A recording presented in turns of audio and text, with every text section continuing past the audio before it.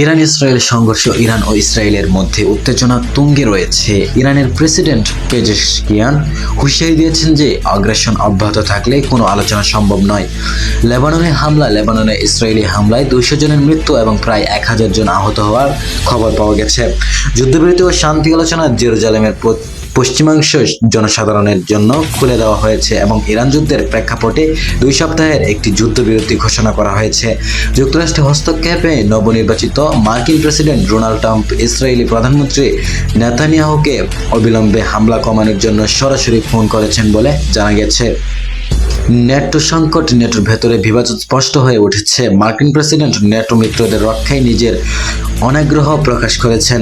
ন্যাটোর মহাসচিব mark rotor এই উত্তেজনা প্রশমনে বর্তমানে ওয়াশিংটনে অবস্থান করেছেন। পাকিস্তান সফর ইসলামাবাদের একটি গুরুত্বপূর্ণ বৈঠকে মার্কিন ভাইস প্রেসিডেন্ট জেডি ভ্যান্স এবং ইরানি কর্মকর্তা মোহাম্মদ বাগের গালিবাফ মুখোমুখি হচ্ছেন। সুহান, NTN বাংলাদেশ, বারহাট্টা।